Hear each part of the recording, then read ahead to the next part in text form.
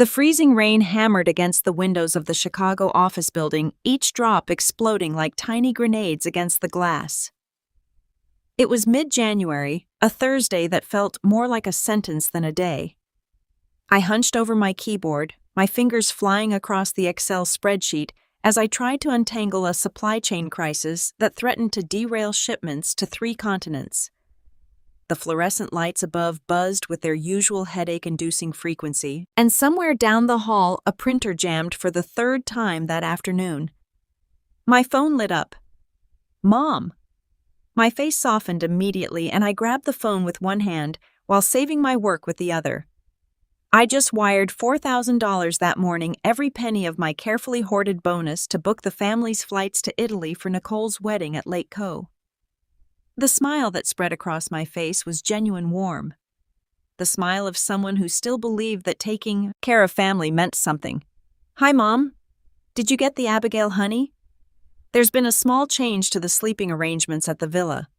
Juniper Rhodes' voice had that particular chirpy tone she used when delivering bad news. The same tone she'd used when I was 12. And she had accidentally donated my entire rock collection to Goodwill, the groom's business partner. He's very important, dear. Invested in Marcus's startup. Well, we gave him your room. My fingers stopped moving. The Excel sheet blurred in front of my eyes. Outside, the gray sky seemed to press closer to the window. Where am I supposed to sleep? Oh, you're so resourceful, sweetheart. There's a perfectly nice youth hostel about 5 miles from the villa. I looked it up online and it has excellent reviews. Well, mostly excellent. 3.5 stars. The blood drained from my face, a youth hostel. While my older sister Nicole and her fiancé Marcus stayed in the master suite, while my younger sister Emily occupied the room with the lake view, while my parents took the guest cottage. Mom, I just sent you $4,000 for the tickets this morning. Did you? There was a pause, a very long pause. I could hear her breathing on the other end. Could practically see her fidgeting with her pearl necklace, the one I had helped her find when she'd misplaced it last Christmas. Well, about that, honey. Emily really needed good photos for her Instagram. You know how important her influencer career is. The lighting and economy is just terrible. All those overhead bins and cramped seats. So I used that money to upgrade her to first class. It was only $4,000, and it made such a difference. She's going to tag the airline and everything. My hand tightened around the phone. The office suddenly felt too small, too hot, despite the winter cold seeping through the old windows. And my ticket, a ticket. Oh, you always figure things out, Abigail. You're so good at finding deals.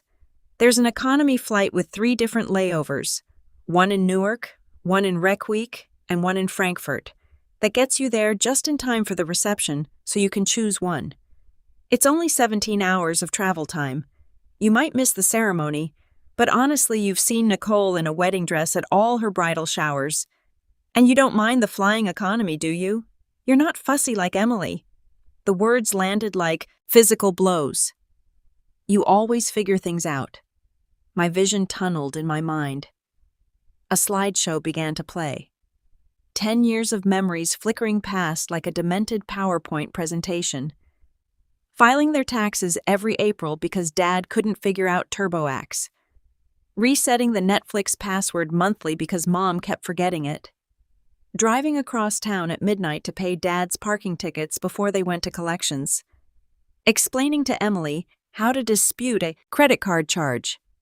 Teaching Nicole how to use mail merge for her wedding invitations. Fixing the Wi-Fi router. Programming the thermostat. Updating their phones. Remembering everyone's birthdays. Sending the Christmas cards. Booking the restaurants. Making the reservations. You always figure things out. Not thank you. Not we appreciate you. Not what would we do without you. You always figure things out because I was a utility, a free service, a tool to be used and put away when no longer needed. My phone buzzed against my ear. An email notification. I pulled the phone away from my face and looked at the screen. Confirmation. First class upgrade. Emily Rhodes, or to MXP $4,127.50. There it was. The confirmation email sent to the family email account that I managed because no one else could remember to check it. My $4,000. My bonus that I'd earned by working 16-hour days during the port strike. The money I'd saved by bringing packed lunches and skipping coffee shops and walking, instead of taking Ubers converted into champagne and lie-flat seats and warm towels for my 24-year-old sister, who had never worked a full-time job in her life. Something inside my chest didn't break. It didn't shatter. It didn't crack. It froze like water turning to ice. Every warm feeling I'd ever had toward my family crystallized into something hard and cold and permanent. The temperature in my chest dropped to 0, and I felt a clarity I'd never experienced before. "Honey, are you still there?" "Abigail." I didn't scream. I didn't cry. I didn't argue. My voice when it came was calm, terrifyingly calm. "I'm here." "Oh, good. So you'll look into those economy flights and maybe bring some snacks for the layovers. Airport food is so expensive, and you're always so good at, 'I have to go, Mom. There's something I need to take care of.'" "Of course, dear. Don't work too hard. Well, see you in Italy." "Oh, and could you bring that nice scarf Nicole wanted to borrow, the blue one? She forgot to ask you," and I hung up. For a moment, I sat perfectly still staring at the rain-soaked window. Then I reached down and opened the small safe hidden beneath my desk behind the box of printer paper no one ever touched. My fingers found the worn passbook. Immediately. Aunt Violet's savings account, $120,000. Aunt Violet. My father's eccentric older sister had died 3 years ago at the gun funeral. She'd pulled me aside. This was 2 hours before she'd collapsed while everyone else was in the church, and pressed the passbook into my hands. "This is for when you can't stand them anymore," Aunt Violet had whispered, her papery hand gripping mine with surprising strength. "Not if. When, because they'll drain you dry, sweet girl.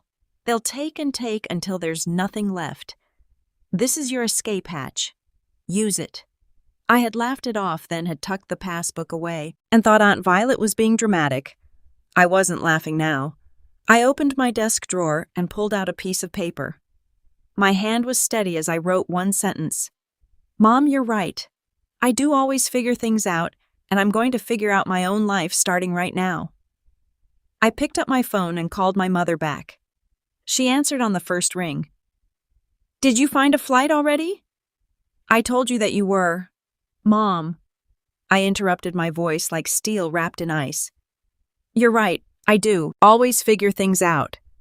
And I'm going to figure out my own life starting right now." "What?" "Honey, what are you?" I hung up. Then I powered off my phone completely. Outside, the freezing rain continued to fall, but I no longer felt cold. I felt nothing at all. And somehow that felt exactly right. Friday morning arrived with the kind of bitter cold that made Chicago feel like it existed on another planet entirely. I walked into the office building wearing the same clothes I'd worn yesterday, having spent the night on my couch, staring at the ceiling, making lists. My resignation letter was printed and sitting in a manila envelope tucked under my arm. Hunter Vance's office was on the corner of the 14th floor. All glass walls and expensive furniture that he'd expensed to the company. I could see him through the window, leaning back in his leather chair, feet on the desk, talking loudly on his phone, probably taking credit for someone else's work. Again, I didn't knock, just walked in and placed the envelope on his desk. Hunter looked up, irritated at the interruption. He held up one finger. "Wait," and continued his conversation. Yeah, we crushed that logistics problem. I stayed up all night working on it. My team is solid, but you know how it is. I have to do the heavy lifting myself. I had worked until 2 o'clock in the morning on that problem. Hunter had been at a sports bar. He finally ended the call and picked up the envelope, pulling out the single sheet of paper. His eyes scanned it, and then he looked up at me with a smirk that made my skin crawl. "Immediate resignation, what, you get a better offer?" Something like that. Hunter leaned back in his chair, that smirk widening into something predatory. I don't think so, Rhodes. You signed a non-compete agreement. 12 months.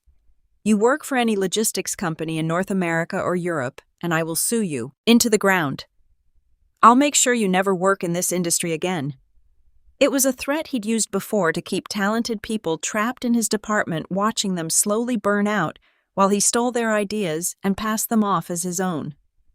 I picked up my box of personal items, the coffee mug Aunt Violet had given me, the small succulent that had somehow survived 3 years of office fluorescent lighting, the photograph of my college graduation. I looked at Hunter and smiled. Don't worry, Hunter. I'm going to a place you don't even know exists on a map. His smirk faltered. What's that supposed to mean? It means your non-compete specifies North America and Europe, but the world is bigger than your limited geography knowledge suggests. Have a nice life. I walked out of his office, leaving the door open behind me. I could hear him yelling something about professional courtesy, but I was already in the elevator, the doors closing on that chapter of my life. The next 48 hours were a blur of calculated destruction. By Friday noon, I'd sold my car to CarMax for $18,000 in cash. It was a low offer, but I took it without blinking. The weekend was spent in a frenzy of liquidation. I listed my furniture on Facebook Marketplace at prices so low they triggered a bidding war. Strangers came and went, hauling away my couch, my kitchen table, and my bed frame. By Sunday evening, my apartment echoed with emptiness. On Monday morning, I walked into my apartment leasing office and handed over $3,000 to break my lease immediately. The manager had looked at me like I was insane, citing the 60-day notice clause, but cash on the table had a way of bypassing bureaucracy. By noon on Monday, I was sitting in a bank branch that stayed open late, transferring every penny of my savings, the $18,000 from the car, the 3 years of careful saving, and Aunt Violet's $120,000 into an HSBC expat account that my parents knew nothing about, an account that couldn't be traced through the family's usual financial ecosystem. At 9 p.m., sitting in a coffee shop, I opened my laptop for the last time before selling it. I logged into my email and set up a scheduled message. One email to be sent on the 1st of every month to my parents' email address. The message was simple. I am still alive, safe and healthy. Do not waste time filing a police report. I will not reply to anyone. It was perfect. Proof of life without giving them any way to find me. They couldn't claim I was missing. They couldn't track me. I would be a ghost, present enough to exist, but impossible to reach. I scheduled the emails to send automatically for the next 5 years, then closed the laptop. At 10 p.m., I walked into a Verizon store and bought a cheap prepaid phone with cash. I spent 20 minutes transferring only the essential contacts, none of them family. Then, removed the SIM card from my old phone. I snapped it in half and dropped it in a trash can outside the store. At midnight, I was at O'Hare Airport, standing in line for a one-way ticket to Lima, Peru, South America, not North America, not Europe. Hunter's non-compete didn't touch it. And Peru had something else. Alpaca wool, leather goods, and textile suppliers that no one in Chicago had direct connections to. I'd been researching for months, looking for an edge, a way to build something of my own someday. That someday had just arrived early. The plane lifted off at 3 o'clock in the morning. I watched the lights of Chicago shrink below me, then disappear into the darkness.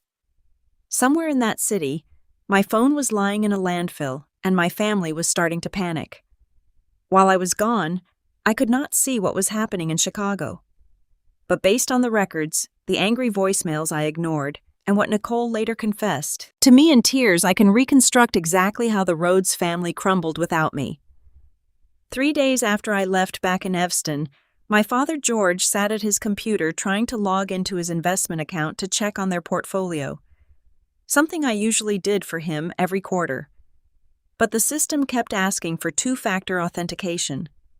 He clicked the button that said, "Send code," and a message popped up. Code sent to phone ending in 88. He frowned. That wasn't his phone number. He tried again. Same message. He called Mom into his study. Do you know whose number ends in 88? Mom peered at the screen. That's Abigail's number. Why is your investment account sending codes to Abigail? Because she set it up, Dad said slowly, the realization dawning. She set up all of our accounts, the security questions, the backup numbers, everything. They looked at each other as the same thought occurred to both of them simultaneously. Mom grabbed her phone and called me. It went straight to a message.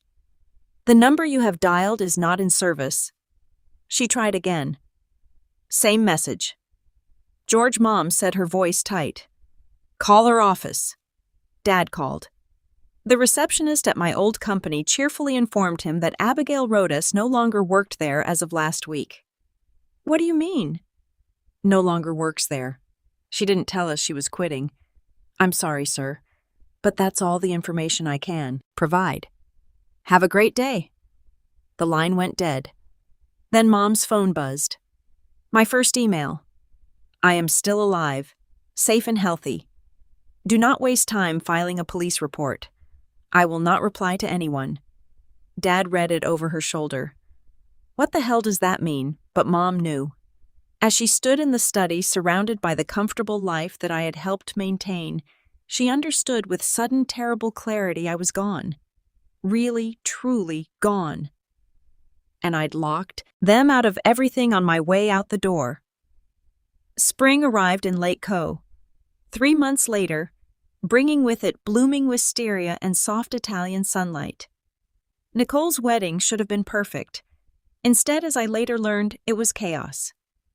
The florist had delivered white roses instead of cream roses, and no one knew which vendor to call to fix it, because I had been the one who organized all the contact information.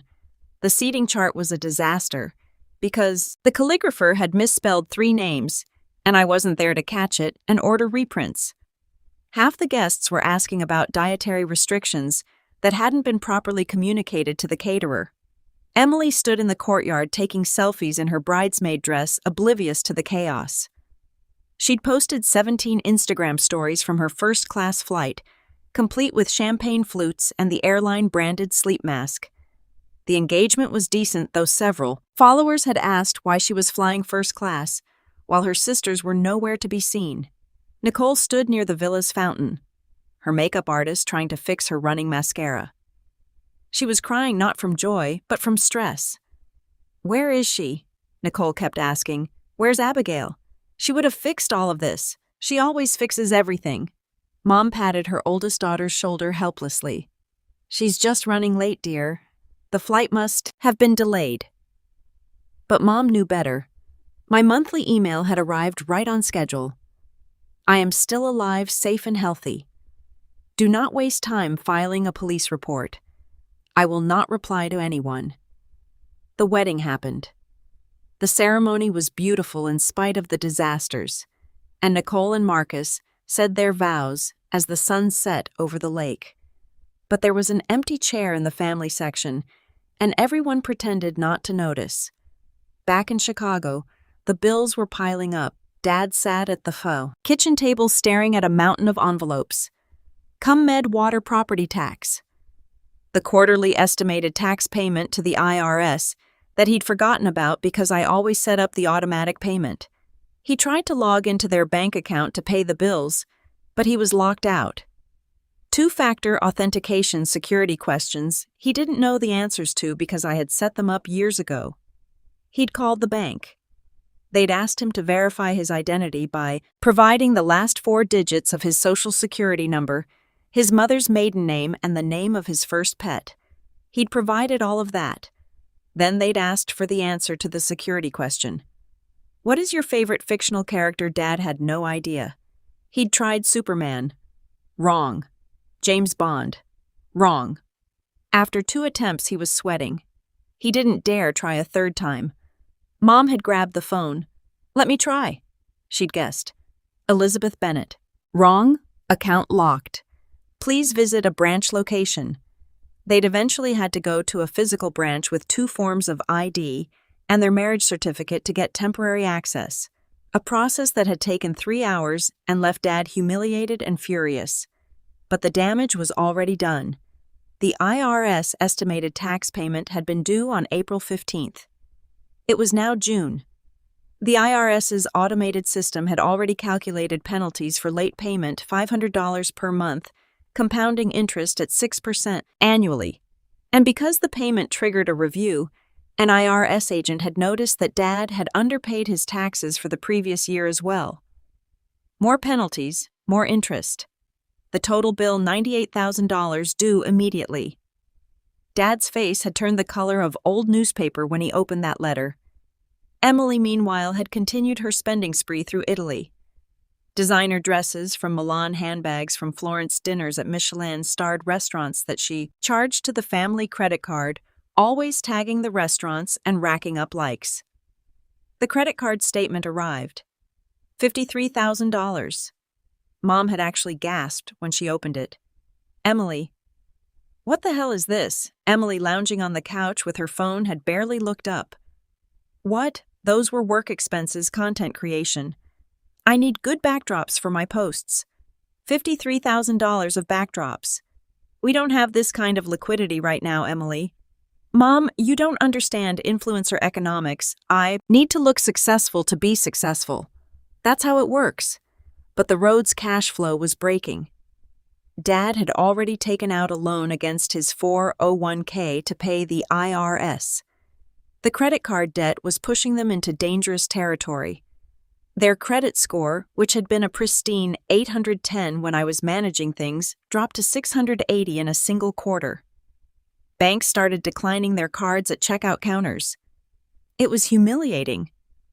While my family was melting, down in the Chicago spring 5,000 meters away in the Andes Mountains, I was dying. Or at least it felt like I was dying. The fever had started 3 days ago. I'd been hiking through mountain villages, meeting with local textile suppliers, when the headache hit. By nightfall, I was shivering uncontrollably despite 3 blankets. By morning, I couldn't stand without the world spinning. The hostile owner, a kind woman named Rosa, had brought me soup and medicine. Tried to sit up, but my body betrayed me. I collapsed back onto the pillow, sweat soaking my hair. I lay in the narrow bed, my phone clutched in one hand, staring at my mother's contact information. It would be so easy. One call. Mom, I'm sick. I need help. They'd come. Despite everything, they'd come. They'd pay for doctors for a medical evacuation if necessary, because that's what families did, right? But then I heard it echoing in my fevered brain. You always figure things out. Not will help you. Not will take care of you.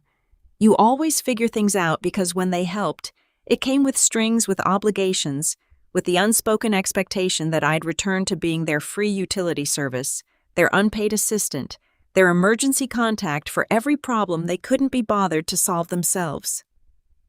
My hand loosened on the phone. It dropped onto the thin mattress beside me. Rosa entered the room, seeing my distress. She sat on the edge of the bed, lifting my head gently and spooning warm broth into my mouth, murmuring comforting words, and Ketwa that I couldn't understand but felt deep in my bones. A stranger was showing me more care in 5 minutes than my family had shown in 5 years. 3 days later, I woke up weak but clear-headed. The fever had broken sometime in the night. I sat up slowly, my body aching but functional. I looked at my phone, still lying on the mattress where I dropped it. Something had died in those 3 days. Not my body. My body had survived. What had died was the part of me that needed them. The part that still believed family meant something more than shared DNA and obligatory holiday dinners. The part that thought love could be earned through service and sacrifice. That part was gone. Frozen to death in a drafty hostel room in the Andes Mountains. What remained was colder, harder, and infinitely more focused. Over the next 12 months, I became a ghost story in the supply chain world. I started small, using Aunt Violet's money to buy samples from local artisans. Alpaca wool scarves, leather bags, woven textiles that major retailers in the U.S. would kill for. I spent weeks in villages that didn't appear on Google Maps, learning which families had the best craftspeople negotiating prices in broken Spanish that got better with each passing week. I learned to read the weather by watching the clouds gather over the mountains.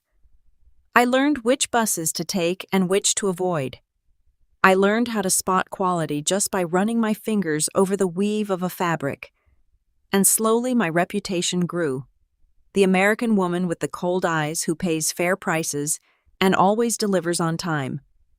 That's what they called me in the villages. Not warm, not friendly, but reliable, trustworthy, someone who kept her word. By month 6, I had exclusive contracts with 12 family workshops. By month 9, I was shipping containers of goods to boutique retailers in New York and California. The money started flowing, not a trickle, a flood.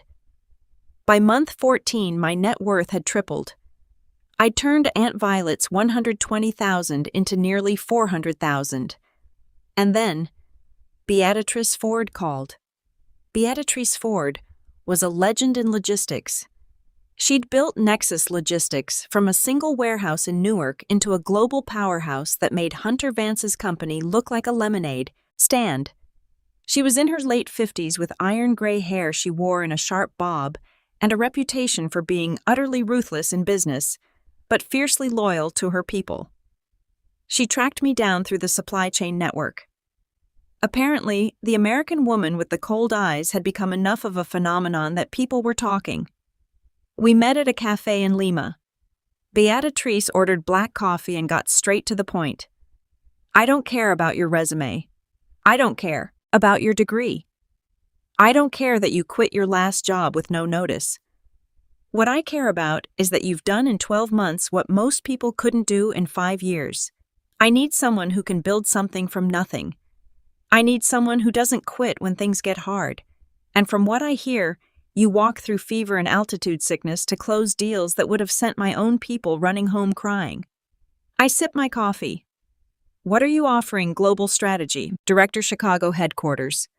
You'll have a team of 20, a budget of $15 million, and complete autonomy to build out our South American supply chains. Salary is $270,000 base plus performance bonuses that could double that.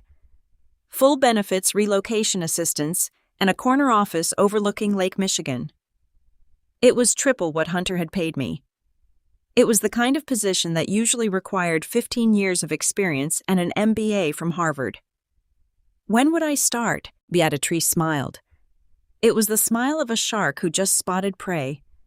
I want you back in Chicago by the 1st of May. We'll handle everything. You just show up and start making me money. I calculated. It would be nearly 16 months since I left. I'll take it. We shook hands. The deal was done. On the 1st of May, I landed at O'Hare Airport. I'd left amidst freezing rain with 2 suitcases and a broken heart. I returned in the sunlight with 4 suitcases, $400,000 in assets, and a job that made my old position look like an unpaid internship. I didn't call my family. I didn't tell them I was back. Let them read about it in my automated monthly email if they wanted proof I was still alive. I had work to do. The Nexus Logistics headquarters occupied the top 12 floors of a glass tower in downtown Chicago, the kind of building that reflected clouds during the day and glowed like a beacon at night. My office was on the 42nd floor, with floor-to-ceiling windows that offered a panoramic view of Lake Michigan. It was August, and I'd been there for 3 months. In that time, I'd restructured Nexus's entire South American supply chain, cut shipping costs by 22%, and secured exclusive contracts with manufacturers in Peru, Bolivia, and Ecuador. My team worshipped me. Beatrice sent me emails with subject lines like, "You're making me rich," in all caps. And Hunter Vance was losing his mind. I first became aware of Hunter's attention when one of my old colleagues, someone who'd stayed in touch despite the non-compete drama, sent me a warning text. "Hunter knows you're at Nexus. He just lost the Argentinian contract to us. He's furious. Be careful." I wasn't surprised. The logistics world in Chicago was small, and my success had made waves. I'd known he'd find out eventually. What I didn't expect was for him to come after my family. I didn't witness the meeting between Hunter and my sister, but Emily later confessed every pathetic detail in a desperate attempt to save herself.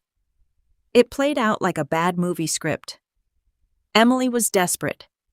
The credit card bills had become unbearable. My parents had finally cut off all her cards, forcing her to actually work for the first time in her life. But influencer income was unpredictable, and her engagement had been dropping ever since she'd run out of exotic locations to post from. She was broke, resentful, and looking for someone to blame. So when Hunter Vance slid into her Instagram DMs with an offer, she'd listened. They met at a Starbucks in Lincoln Park. Hunter was all smiles and charm, ordering her a $20 specialty drink and complimenting her latest posts. "Your sister really screwed me over," he said, stirring his coffee. "Left me high and dry, violated her non-compete, stole client contacts. I've been building a case, but I need proof." Emily leaned forward. "What kind of proof?" "Emails, chat logs, anything that shows she downloaded company information before she quit. I know she was using the family email sometimes for work stuff. If you could get me access to those emails, I could finally take her down." Emily's eyes narrowed. "What's in it for me?" Hunter pulled out an envelope and slid it across the table. Emily opened it. Inside was a stack of $100 bills. She counted quickly. $10,000. "Consider it a consulting fee," Hunter said. "And if my case succeeds, and I can sue Nexus, there might be more where that came from." Emily had rationalized it easily. "I had abandoned the family. I had left them to drown in debt and chaos. I deserved whatever was coming to me, and she needed this money. Deserved this money." After everything she'd been through, she took the envelope. 2 weeks later, Hunter filed a formal complaint with the Nexus Logistics Board of Directors. The email that arrived in my inbox was tur and cold. "Board meeting, conference room, a 2 p.m. Monday. Your presence is required. Bring legal counsel if desired." I sat in my office reading the email 3 times. Then I opened the attached PDF. It was a masterpiece of manufactured evidence. Doctor-read emails showing me downloading client databases. Chat logs that appeared to show me discussing taking clients with me when I left. Timestamps on files that supposedly proved I'd stolen proprietary information. And it was all. But it was convincing, the kind that could get me fired. The kind that could destroy my reputation. The kind that could end my career before it had really begun. I picked up my phone and called my lead IT specialist, a brilliant woman named Carmen who'd worked in digital forensics before joining Nexus. "Carmen, I need you to pull the complete cloud audit trail for my user account from my last company. Everything, every file access, every timestamp, every login, and I need it by Monday morning." "That's 2 days, Abigail." "I know. Can you do it?" There was a pause. "Then for you? Hell yes. This is about that complaint, isn't it?" "Yes." "Then let's bury whoever tried to bury you." Monday afternoon arrived with the kind of bright sunshine that made Chicago feel almost hopeful. I walked into conference room A wearing a navy suit and carrying a laptop bag. The board of directors sat around a massive table, Beatrice at the head, 4 other executives flanking her and Hunter Vance, sitting across from me with the smile of a man who thought he'd already won. Beatrice didn't waste time with pleasantries. "Mr. Vance has brought serious allegations against Miss Rhodes. He claims she violated her non-compete agreement and stole proprietary information from his company before joining us. Mr. Vance, present your evidence." Hunter stood clicking through a PowerPoint presentation that would have made any lawyer proud. The doctor-read emails, the fake timestamps, the manufactured chat logs. As you can see, Hunter concluded, Miss Rhodes systematically downloaded client information to her personal computer in the 2 weeks before her resignation. She then used that information to steal our clients after joining Nexus. This is clear theft of trade secrets, and I'm prepared to sue both her and this company for damages in excess of $10 million. The room was silent. Beatrice turned to me. "Do you have anything to say?" I stood up. I didn't look nervous. I didn't look scared. I looked like someone who'd been waiting for this moment. I do. I opened my laptop and connected it to the room's projection system. Mr. Vance's evidence is impressive. Unfortunately for him, it's also completely fabricated. I clicked. A dense spreadsheet appeared on the screen. This is the cloud audit trail for my user account from my time at Mr. Vance's company. It's an immutable log maintained by the cloud service provider, Microsoft Azure. In this case, these logs cannot be altered, deleted, or modified by anyone, including system administrators. I highlighted a row in the spreadsheet. This is the file that Mr. Vance claims I downloaded on January 10th, 2 weeks before my resignation. The timestamp he provided shows the file was accessed at 2:15 p.m. On that date, I clicked again. However, the cloud audit trail shows something different. This file was actually created on April 3rd, 3 months after I had already resigned and left the country. Murmurs around the table. Hunter's face went pale. But here's the interesting part. I continued, my voice perfectly calm. The audit trail also shows that the file was created by someone using IT administrator privileges from Mr. Vance's own computer. He created a backdated file on his local machine, then tried to pass it off as evidence. Unfortunately for him, he forgot that cloud systems maintain separate, unalterable records. I clicked through more screens, each one showing discrepancies between Hunter's evidence and the actual cloud records. Every single piece of evidence Mr. Vance provided is fabricated, and I can prove it down to the timestamp. The room erupted.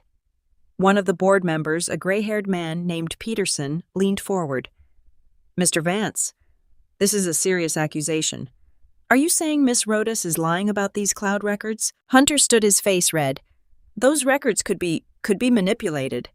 They can't," Carmen said, stepping into the room. I had asked her to wait outside until needed. "I'm Carmen Reeves, digital forensic specialist. I pulled these records directly from Microsoft servers with proper legal authorization.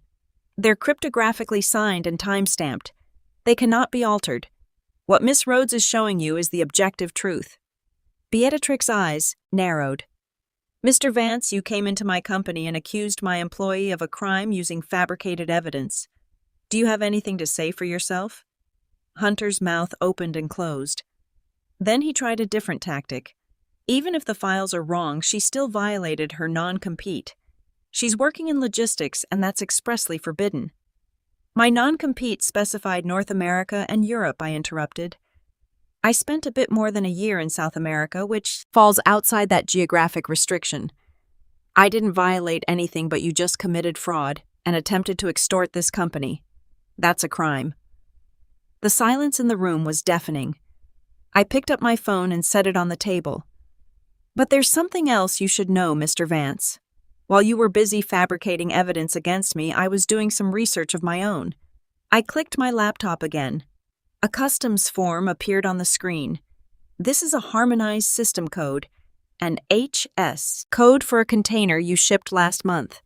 You declared it as rubber shoe soles under HS code 646.22, which carries a tariff rate of only 2.5%. I clicked again. A photograph appeared. The contents of a shipping container packed with high-end finished leather shoes. However, the container actually held finished men's leather footwear, which should have been declared under HS code 643.99. Not only is the base tariff 8.5%, but since these were imported from a specific region with active trade sanctions, they are subject to an additional 25% anti-dumping duty. You've been systematically mislabeling containers to avoid paying nearly 30% in taxes. That's customs fraud. Hunter's face went from red to white. "Where did you get those photos?" "I didn't," I said calmly, "but U.S. Customs did. I filed an anonymous tip 3 days ago. They opened your container for random inspection this morning at the Port of Long Beach. Based on what they found, they're currently obtaining a warrant to audit your company's import records for the past 5 years." As if on cue, the door to the conference room burst open. 2 people in dark suits with badges hanging from their necks stepped inside. "Hunter Vance, I'm Special Agent Morrison, U.S. Customs and Border Protection. We have a warrant for your company's records and need you to come with us for questioning." The room exploded into chaos. Hunter was yelling something about lawyers. Beatrice was on her feet. The other board members were talking over each other. I calmly closed my laptop and picked up my bag. I walked past Hunter as the agents were reading him his rights. I didn't gloat. I didn't smile. I didn't say a word. I simply left him there, his career collapsing around him, just like he tried to do to me. Karma, it turned out, was even more efficient than a well-organized supply chain.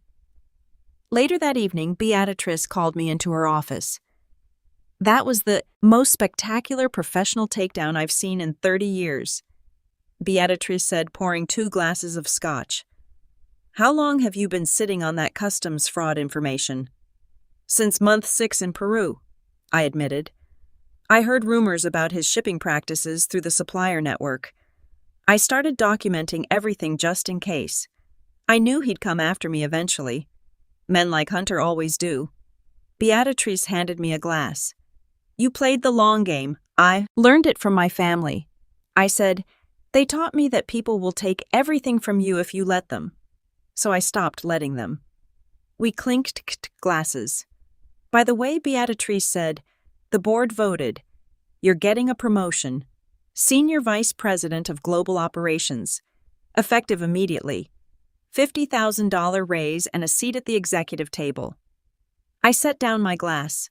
I don't know what to say. Say yes, then get back to making me rich. I smiled. Yes.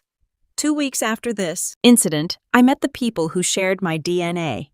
The restaurant was called Virtue, an upscale establishment in Hyde Park, with exposed brick walls and Edison bulb lighting that cost more per hour of operation than most families spent on groceries in a week. I had chosen it deliberately public enough that my family wouldn't cause a scene expensive enough to make them uncomfortable. I arrived first wearing a charcoal gray suit that had cost more than the entire monthly budget I used to manage for the family. The hostess recognized me. I'd been here 3 times already for client dinners and led me to the private dining room I'd reserved. I sat down, ordered a glass of wine, and waited. They arrived together, a united front.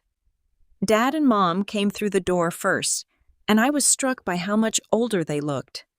Dad's hair had gone completely gray. Mom's face had new lines around her mouth and eyes. They looked tired, worn, down.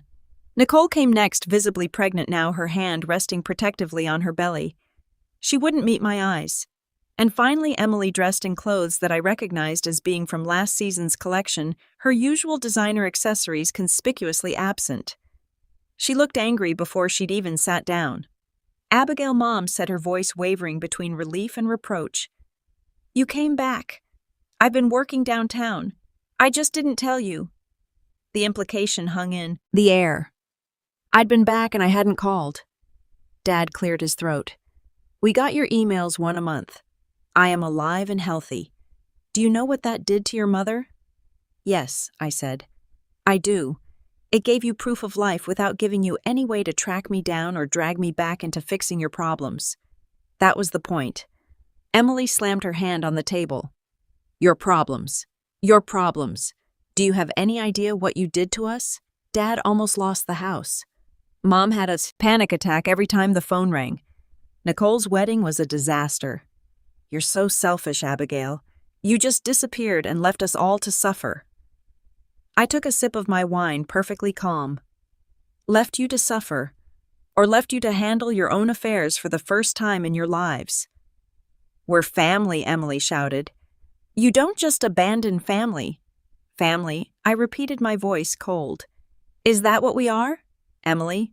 Because family doesn't steal $4,000 meant for plane tickets and use it to upgrade themselves to first class while leaving their sister to find a hostel. Family doesn't give away someone's bedroom to a stranger at their own sister's wedding." Mom flinched. "That was a mistake, honey. We didn't think." "No, you didn't think. You never do. You just assume I'll figure it out because I always do right." The table fell silent. A waiter appeared with menus, sensing the tension, but professionally ignoring it. They ordered quickly, mechanically. Nobody was really hungry. When the waiter left, I continued. But let's talk about family Emily. Since you brought it up, I reached into my bag and pulled out a manila envelope yellowed with age. I placed it on the table. Emily's eyes went wide. She recognized it. No, Emily whispered. You wouldn't open it, I said to my parents. Dad reached for the envelope with shaking hands. He pulled out the contents. Police reports, court documents, lawyers' invoices. His face went slack as he read. Mom leaned over his shoulder, her hand flying to her mouth. 4 years ago, I said my voice perfectly level. Emily got drunk at a party. She decided to drive home anyway. She lost control of the car, jumped a curb, and plowed into a parked 1965 Jaguar Ipe. Total it. And then she fled the scene. Dad looked up horrified. A hit and run. A felony hit and run with massive property damage. I corrected. The owner of that Jaguar was a litigious real estate mogul. He wanted blood. He wanted to press charges that would have left Emily with a permanent criminal record and potentially prison time. Emily was crying now, silent tears streaming down her face. She came to me. I continued, egg me not to tell you. Said it would kill you. So I liquidated my entire savings account. $15,000 for a specialist attorney who managed to get her into a diversion program so the charges would be dismissed upon completion. Another $3,000 to settle the civil damages that insurance refused to cover because she fled the scene. I cleaned out my emergency fund. My 401k took the early withdrawal penalty, everything. I looked directly at Emily. I saved you from a criminal record. I saved your future. I kept your secret for 4 years. And you repaid me by selling fabricated evidence about me to my former boss for $10,000. The silence was absolute. Nicole spoke for the first time, her voice barely a whisper. Emily, is this true? Emily couldn't speak. She just nodded, mascara running down her cheeks. Dad pushed his chair back from the table, staring at Emily like he didn't recognize her. You did what? Hunter Vance approached me. Emily sobbed. He said Abigail had violated her contract that she'd stolen from him. He offered me money and I needed it. Mom and Dad cut off my cards. I couldn't pay rent. I didn't know what else to do. So you framed your sister. Nicole's voice was sharp, angry in a way I had never heard before. The sister who kept you out of jail, I didn't think it would work. I thought I don't know what I thought. Emily's sobs were getting louder. Mom was crying too now. Abigail, I'm so sorry. I didn't know about any of this. Of course you didn't know, I said, because I handled it. I handled everything. Your taxes, your passwords, your bills, your problems. I was your free IT department, your accountant, your personal assistant, your emergency contact, and your ATM machine, and you took it all for granted. Dad's voice was broken. We didn't realize. You didn't want to realize, I interrupted, because realizing would have meant feeling guilty, would have meant changing. It was easier to just let me handle everything and tell yourselves I was so capable and didn't mind helping. The food arrived. Nobody touched it. After a long moment, Dad spoke again. The IRS. Penalties, the credit card debt. We had to sell the lake house. We barely got anything for it. It was a distress sale. We needed the cash immediately. I'm sorry you had to find out this way, but we don't own it anymore. I set down my wine glass. I know. Dad blinked. You know the mysterious LLC that bought it this morning? That was me. The table erupted. What? How you bought the lake house. I pulled a set of keys from my purse and set them on the table. Didn't hand them to anyone. Just let them sit there gleaming under the Edison bulbs. I bought it back. Paid cash 20% above market value to make sure my bid was accepted immediately. The deed is in my name, my LLC, my property. Dad's hands were shaking. Why would you do that?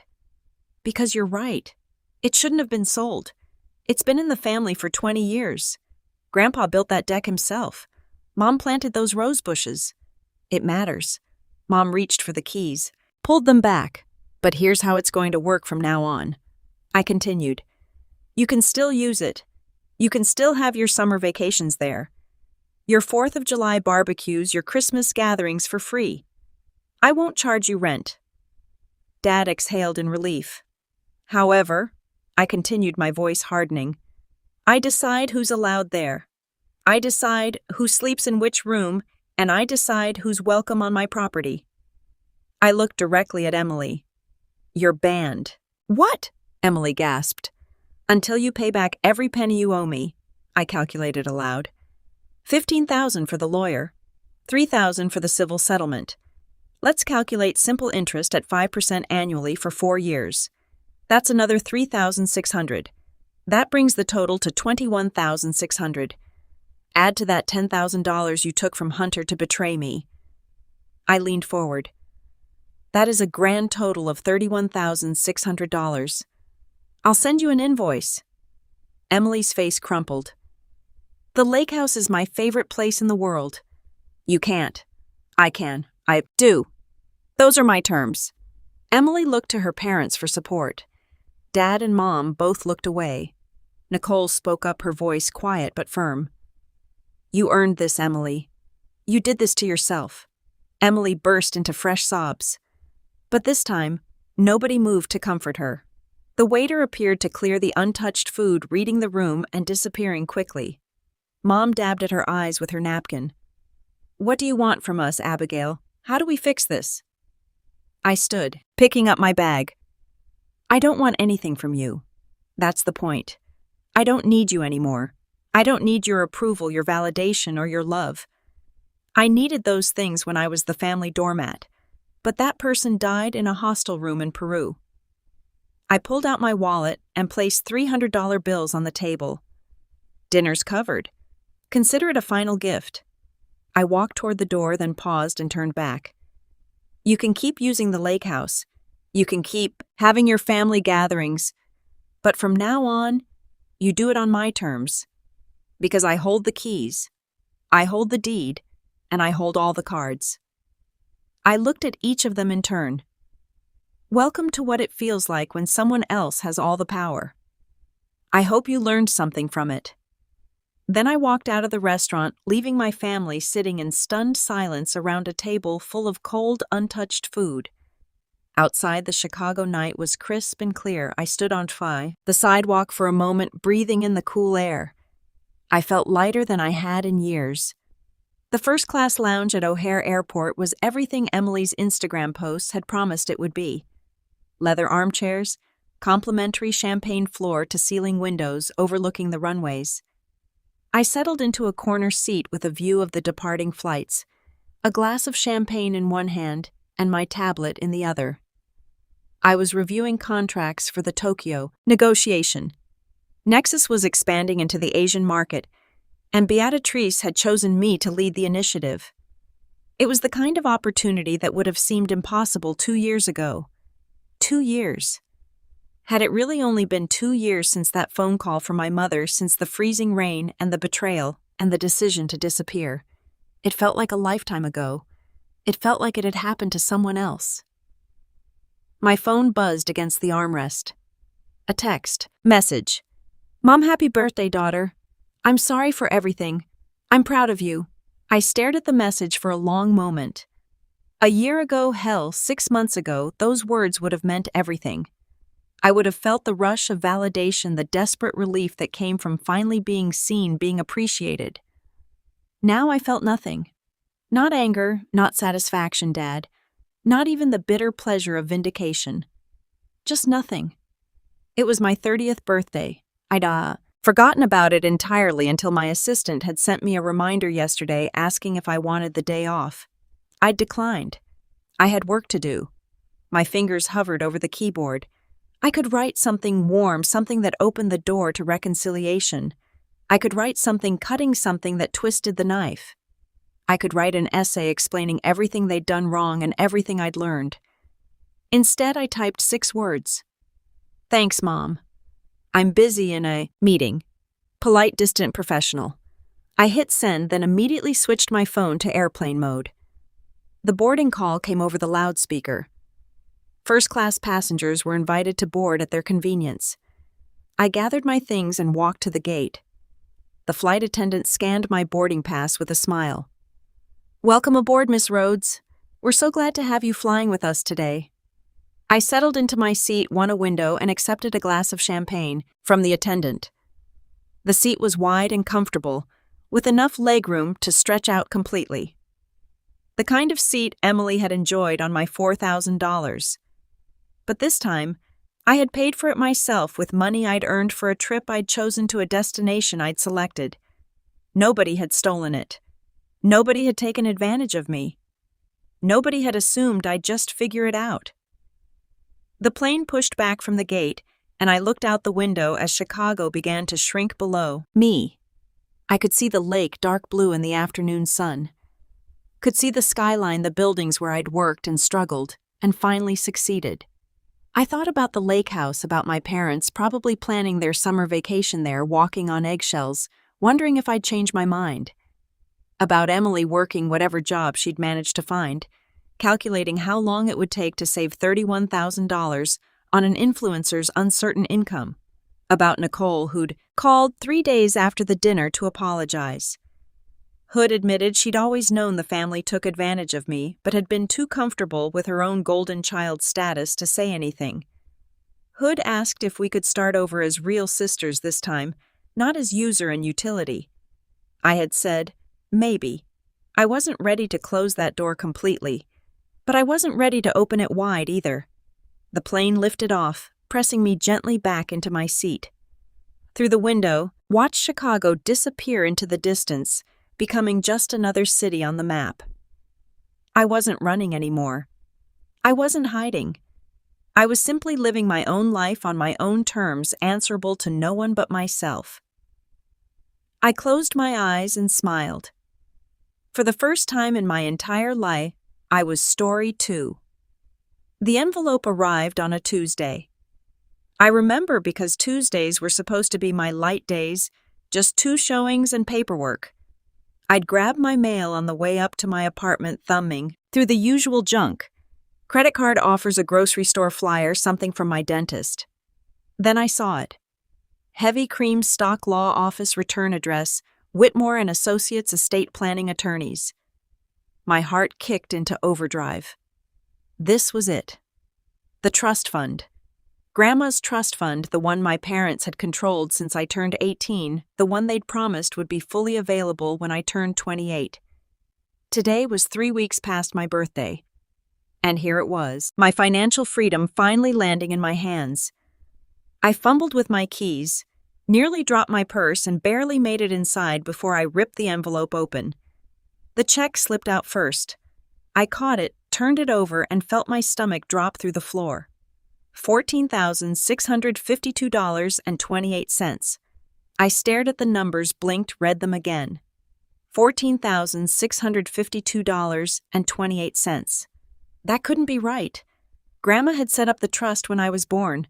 I'd overheard my parents talking about it, once when I was a kid. Something about a life insurance payout and investments, how it had grown over the years. I'd never known the exact amount, but my parents had always made it sound substantial, life-changing enough to set me up after college. My hands shook as I unfolded the accompanying letter. Dear Miss Tate, per the terms of the Sarah Elizabeth Tate Memorial Trust, we are pleased to inform you that you have reached the age of majority distribution, 28 years. Enclosed, please. Find the final disbursement of the remaining principal amount. Remaining principal amount. The words blurred. I grabbed the second sheet of financial statement, dense with line items and numbers that made my vision swim. But certain phrases jumped out like neon signs in the dark. Administrative management fees, $8,450 annual. Expense reimbursements, $12,300. Average annual trustee compensation, $15,000 annual. The dates ranged back 10 years. 10 years of fees, 10 years of reimbursements for expenses I'd never authorized, never even known about. Travel expenses, educational consultation fees, something called administrative overhead. I did the math in my head, my real estate brain automatically calculating rough estimate. They drained somewhere between $100,000 and $130,000 from my inheritance legally because they were the trustees and I'd been too scared to question them. My phone buzzed. A text from my mother. "Sweetie, did you get your little check? Don't spend it all in one place." A little check. I wanted to throw the phone across the room. Instead, I sank onto my couch, that pathetic check still clutched in my hand, and let the memories come. I was 16, finishing my junior year of high school. Dad had come home one night with a thick packet of Disney World brochures, spreading them across the dining room table with this huge grin. Ella, my older sister, the golden child, had squealed and hugged him. Mom had already started planning outfits. "What about me?" I'd asked. Dad hadn't even looked up. "The hotel's fully booked, kiddo. We could only get one room and it's barely big enough for the three of us." "You understand?" I'd nodded. I always understood. They left me with Aunt Sarah for the week. I'd spent it babysitting my cousin Delilah, who was 6 at the time, while Uncle Bo worked double shifts at the construction site. When my parents came back tanned and laughing, they brought me a single pressed penny from the Magic Kingdom. Ella had gotten a full Minnie Mouse outfit and a photo album. The hotel hadn't been fully booked. I'd found the reservation confirmation months later accidentally when I'd borrowed Mom's iPad. Standard room, 4-person occupancy. They just hadn't wanted me there. Then there was college. I'd worked 2 jobs. Campus library during the day, waitressing at night to cover what my scholarships didn't. My parents had said the trust was locked up until I graduated, that I needed to learn the value of hard work. Meanwhile, Ella had gotten her full ride paid for, along with a monthly allowance, a car, and a laptop. Graduation night. I'd walked across that stage alone. Mom and Dad had texted that morning. Something came up. "We'll celebrate when you visit next." Something came up. I'd found out later that they'd taken Ella to Paris, a sister trip to celebrate Ella's engagement. They'd raised glasses of champagne in front of the Eiffel Tower, while I'd eaten frozen pizza in my dorm room, packing up 4 years of my life into boxes. The student loans had taken me 6 years to pay off. 6 years of living in a cramped studio, driving a car, held together with prayer and duct tape, eating ramen more nights than I wanted to admit. I'd finished paying off the last one 8 months ago. I still remembered the feeling like I could finally breathe. And all that time, my parents had been draining my trust fund, billing it for their management services, taking what Grandma had left for me and turning it into their personal ATM.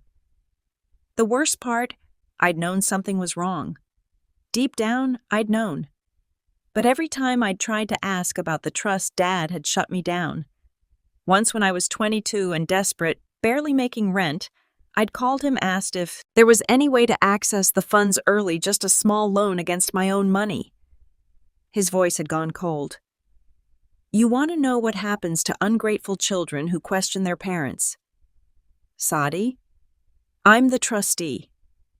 That means I have the legal authority to petition the court to freeze those funds if I have concerns about your mental stability. You keep pushing me, and I'll have you declared incompetent. You won't see a dime until you're 50, if ever." I'd apologized. I'd apologized for asking about my own inheritance. After that, I'd learned to stay quiet, to smile and nod, to accept the crumbs they offered, and never ever ask for more. But now his power was gone. The trust was dissolved. The check was in my hand, pathetic as it was, and he couldn't hold it over me anymore. My phone buzzed again. I glanced at the screen and felt my blood pressure spike. Facebook notification. It wasn't my parents. They had blocked me long ago to hide their spending. This was from a distant cousin, Marcy, who had uploaded a new album titled Family Reunion to her own timeline. I opened the app. The photo showed my entire family, Dad, Mom, and Ella, lounging on a pristine white beach, drinks in hand, brilliant turquoise water stretching behind them. The caption read, "Cabo vibes with the Tate crew. Family vacation, living our best life. Cabo San Lucas, a 5-star resort. Judging by the luxury loungers and the umbrella drinks this week, right now they'd left me behind again. Only this time, they'd used my money to do it." I stared at that photo until my eyes burned. Then I closed the app, deleted the notification, and sat in the silence of my apartment. $14,652.28. That's what my grandmother's love was worth to them. That's what I was worth. I almost didn't go to Aunt Sarah's that night. I'd promised her I'd come for dinner, just a casual Tuesday thing we did once a month, but I felt raw, scraped hollow. The last thing I wanted was to put on a brave face. But then I thought about canceling, about sitting alone in my apartment with that check on my coffee table, and I couldn't do it. I couldn't let them take this from me too. So I went. Aunt Sarah lived 40 minutes outside the city in a neighborhood where the houses were small and the yards were big. Uncle Bo's truck was in the driveway when I pulled up, and old Ford meticulously maintained the bed full of tools from whatever job site he'd been working. The front door opened before I could knock. "There's my girl," Aunt Sarah said, pulling me into a hug that smelled like rosemary and warmth. She was small, barely 5'3", but her hugs were the kind that made you feel safe, protected. I held on maybe a second too long. She pulled back, studying my face. "You okay, honey? Long day?" I said, forcing a smile. "Real estate stuff." She didn't look convinced, but she didn't push. That was Aunt Sarah. She gave you space to breathe, to come to her when you were ready. Inside, Uncle Bo was at the stove flipping pork chops in a cast-iron skillet. He looked up and grinned, his weathered face crinkling. "Hey, Sati girl, just in time. Hope you're hungry." "Starving," I lied. Dinner was simple. Pork chops, mashed potatoes, green beans from their garden. Nothing fancy, nothing Instagram-worthy, just food made, with care shared at a table that had seen decades of family dinners.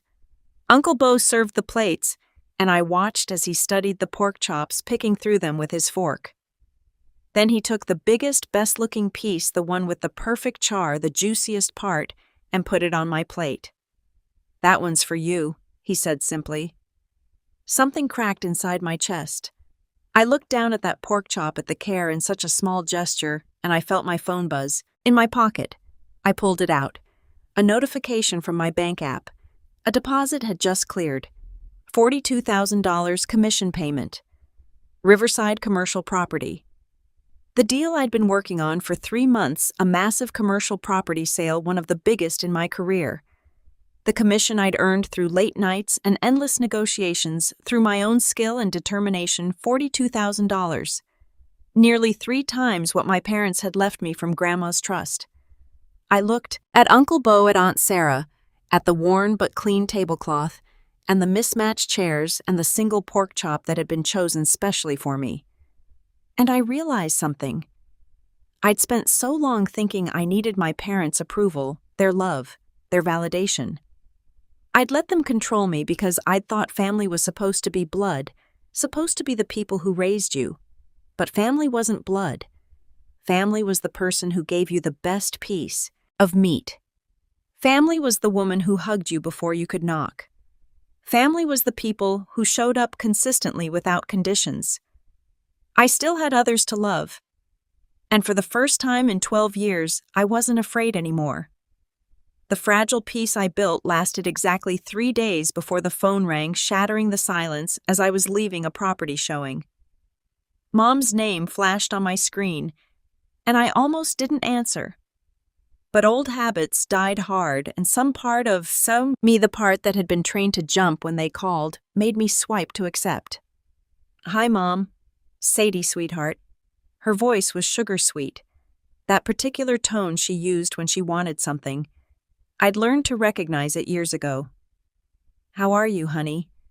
We've been thinking about you so much." "Sure you have." "I'm fine. Busy with work." "Oh, that's wonderful. We're so proud of you. Working so hard." A pause perfectly calculated. "Listen, sweetie. I'm calling because we have the most exciting news. We're planning a family trip to Aspen for Christmas week." "Doesn't that sound amazing?" My stomach tightened. "That's nice.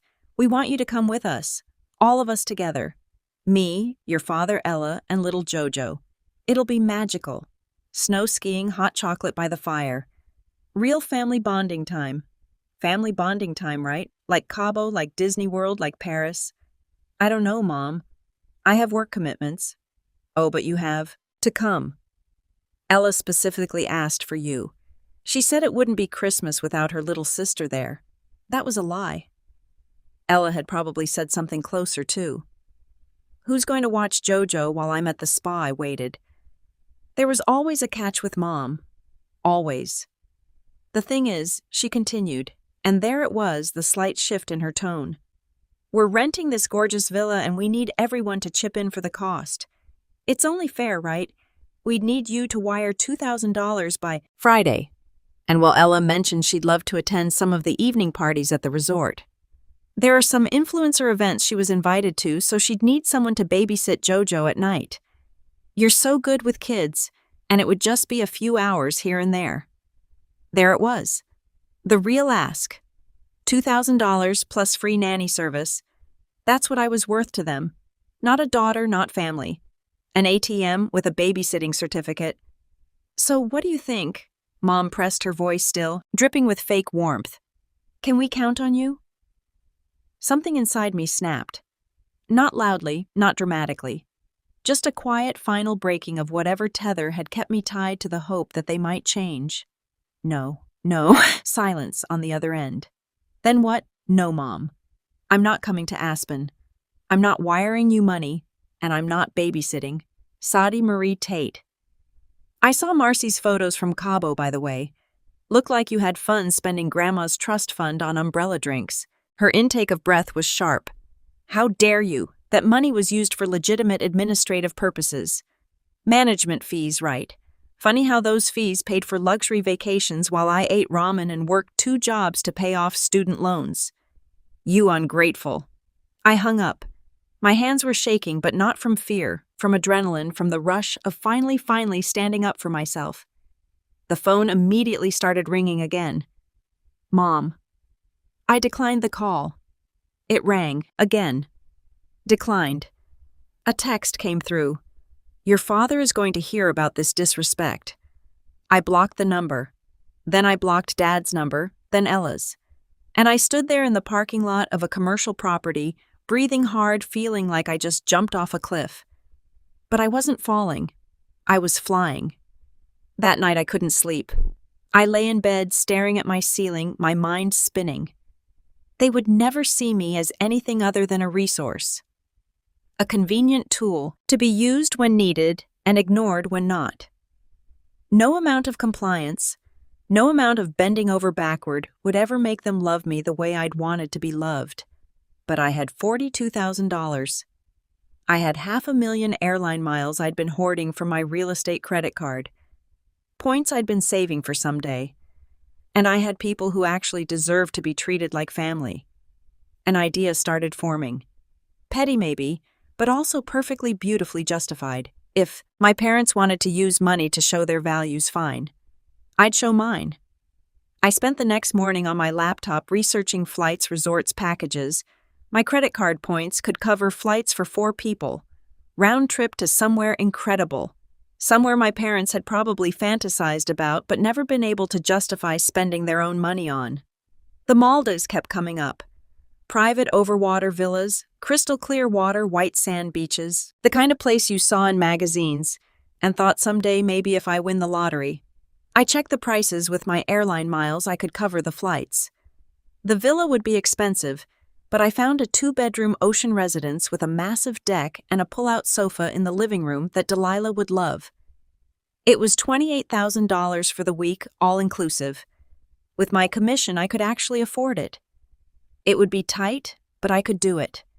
I sat back, my heart pounding. This was crazy. This was impulsive. This was everything I usually wasn't. But when I imagined Aunt Sarah's face, Uncle Beau's expression, Delilah's excitement, I booked it.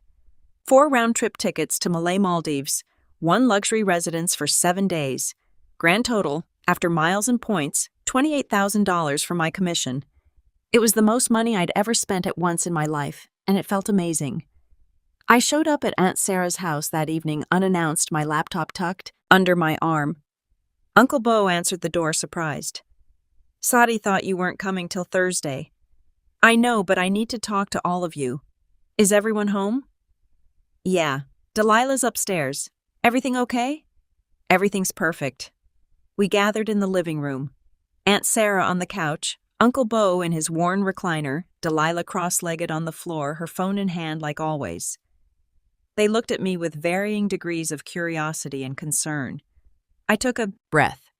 So I had a conversation with my mom yesterday. She invited me to Aspen for Christmas. Aunt Sarah's expression tightened. She knew. She always knew. And I said no. Actually, I told her no, hung up, and blocked her number. Delilah's eyes went wide. Holy language, Aunt Sarah murmured, but she was staring at me with something like pride. The thing is, I continued, I realized something. I've been spending my whole life trying to be part of a family that doesn't want me, and I've been ignoring the family that's been there all along. Uncle Bo cleared his throat. Sadi let me finish. I opened my laptop, turning the screen toward them. I just closed a huge commission, $42,000, and I have a bunch of airline miles I've been saving. So I did something kind of impulsive. I pulled up the confirmation email. I booked us a trip, the four of us, to the Maldives private overwater villa, 7 days, all-inclusive. We leave in 2 weeks. The silence was deafening. Aunt Sarah's hand flew to her mouth. Uncle Bo just stared, his usually composed face completely blank. Delilah jumped to her feet. Are you serious? The Maldives? Like the actual Maldives? The actual Maldives? Oh my God. Delilah practically bounced her phone, forgotten. This is insane. This is absolutely insane. Aunt Sarah's eyes filled with tears. Sadi, honey, we can't. That's too much. You can and you will, I said firmly. You've been my family when my own blood couldn't be bothered. You fed me, supported me, loved me without conditions. This isn't charity. This is me saying thank you and saying that you're my real family. A tear slipped down Aunt Sarah's cheek. Uncle Bo stood up, walked over, and pulled me into a hug so tight I could barely breathe. His voice was rough when he spoke. You didn't have to do this. I know. I wanted to. He pulled back, his eyes suspiciously bright. Then I guess we're going to the Maldives. Delilah was already on her phone, typing furiously. I need to tell everyone, this is the best thing that's ever happened to me. Can I make TikToks there? Please say I can make TikToks. You can make all the TikToks you want, I said, laughing. Aunt Sarah stood walking over to touch my face gently. Your grandmother would be so proud of you. My throat tightened. I hope so. I know. So you took what they tried to steal from you and you turned it into something beautiful. She kissed my forehead. That's real strength, honey. And for the first time since opening that envelope with the $14,652.28 check, I felt like maybe Grandma's legacy hadn't been stolen after all. Maybe I'd carried it with me the whole time. Arrival in the Maldives felt less like travel and more like stepping through a portal into a different reality. The water was impossible. That was the first thing I thought when I stepped out onto the villa's private deck. The Indian Ocean stretched out in front of us, so perfectly turquoise it looked. Photoshopped. Our overwater residence sat on stilts above the reef. The glass floor panels in the living room revealing fish darting below. The sun was warm without being scorching, the breeze carrying the scent of salt and plumeria. This isn't real, Delilah breathed beside me. She'd been practically glued to her phone since we arrived, filming everything. This literally cannot be real. It's real, Uncle Bo said from behind us.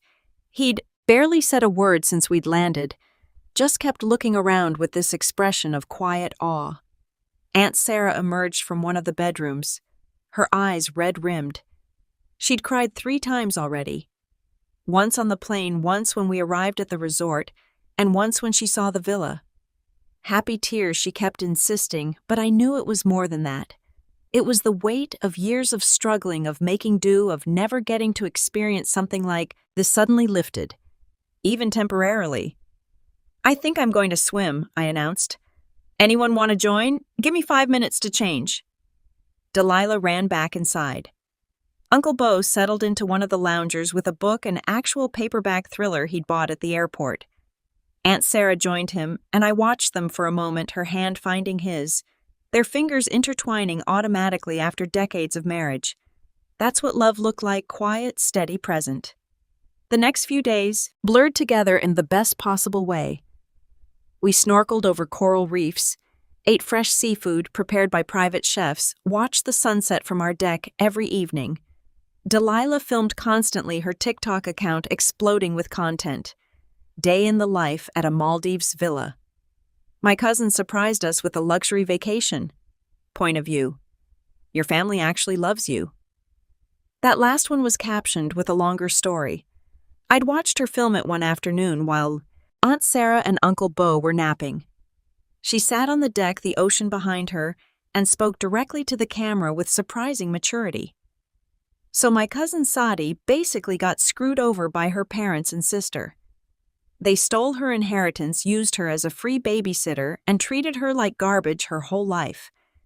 And when they tried to do it again, demanding money and free labor, she said no. Instead, she took her own money that she earned herself and brought us here, her real family, the people who actually showed up for her. She panned the camera to show the villa, the water, the paradise around us. This is what it looks like when someone values you. Not posting fake family photos for clout, not using people as ATMs, actually showing up and showing love. She turned the camera back to herself. Anyway, if you're struggling with toxic family, just remember blood doesn't make you family. Love does. Actions do. She posted it that night. By morning, it had 500,000 views. By noon, it had 2 million. By evening, my phone, which I'd left on for emergencies, was melting down with notifications. I was lounging on the deck, a frozen mocktail in hand, when I finally checked my messages. 53 missed calls, 147 texts, most from numbers I didn't recognize. Probably people who'd gotten my contact info from Ella's previous doxing attempts, which I'd forgotten to worry about in paradise. But some were from familiar contacts, old friends, former co-workers, people I hadn't talked to in years. Saw Delilah's video. Is it true? Oh my God, I always thought your family was weird. This explains so much. You're an inspiration. Seriously, I scrolled through them, my stomach twisting with a complicated mix of validation and anxiety. Then I saw the email subject: contract termination, Ella Tate partnership. It was from Baby Bloom Brands, one of the major sponsors Ella had landed 6 months ago. She'd bragged about it constantly on her Instagram, some kind of partnership promoting organic baby products. I opened the email. It was sent to Ella, but she'd forwarded it to me with a string of obscenities and threats. Dear Miss Tate, after careful consideration and review of recent social media content involving you and your family, Baby Bloom Brands has decided to terminate our partnership agreement effective immediately. Our brand values center on authentic family connection and positive parenting, and we feel the current public perception is not aligned with our message. Per section 7.3 of your contract, we are within rights to terminate without penalty due to reputation concerns. The rest was legal jargon, but the message was clear. Ella had been canceled and she blamed me. Her forwarded email was unhinged. You ruined me. Do you have any idea what you've done? That was $15,000 a month, Sadi. $15,000. I have a child to support. How could you be so selfish? How could you turn our family problems into content for your stupid cousin to exploit? You're going to pay for this. I will make sure everyone knows what a vindictive, ungrateful you are. I read it twice, then deleted it. Then I ordered another mocktail and went back to watching the sunset. The video continued to explode. 4 million views, 5 million. News sites picked it up. Woman uses inheritance to treat real family after parents steal trust fund. The story was everywhere. Delilah was handling it like a pro, her follower count skyrocketing. She'd even started responding to comments with grace and humor. But Ella wasn't taking it well. On day 5 of our trip, Delilah came running onto the deck, her phone in hand, her face pale. Sadie, you need to see this. She pulled up Ella's Instagram.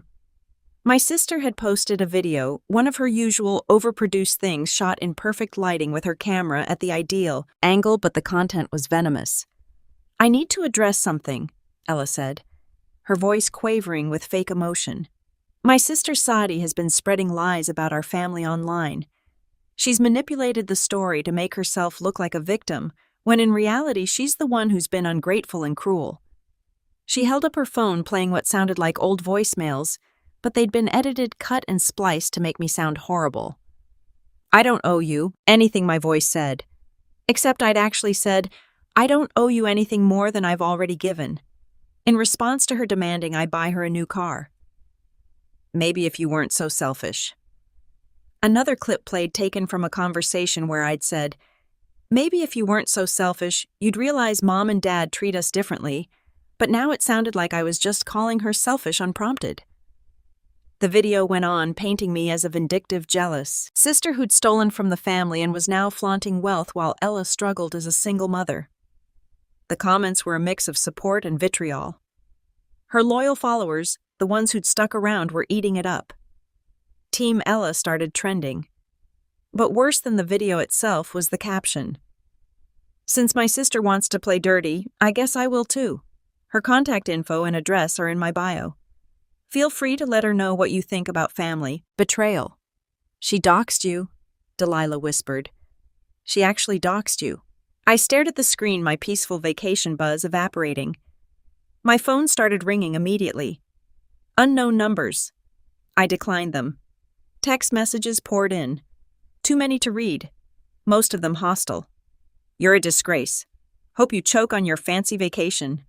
Your sister is a saint, and you're garbage. I heard the sliding glass door open behind me. Uncle Bo stepped out onto the deck. Sadi, what's wrong? Showed him the video. His jaw tightened as he watched, his expression darkening with every second. When it ended, he looked at me. What do you need? That simple question almost broke me. Not how could you let this happen? Not, what did you do to deserve this? Just what do you need? I need to block all these numbers and enjoy the rest of my vacation. I said, surprised by how steady my voice was. She can't touch me here, and when we get back I'll deal with it. Aunt Sarah had joined us, reading the comments over my shoulder. That girl needs help. That girl is a grown woman who's chosen to be cruel, Uncle Bo said flatly. Don't make excuses for her, Sarah. I blocked the unknown numbers, turned off notifications for everything except calls from people in my contacts. Then I handed my phone to Uncle Bo. Can you hold this for me? I don't want to look at it anymore. He took it without question. Done.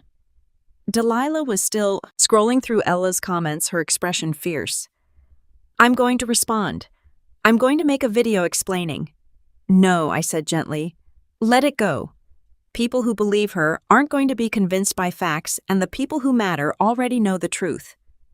She looked frustrated but nodded. That night we had dinner on the deck.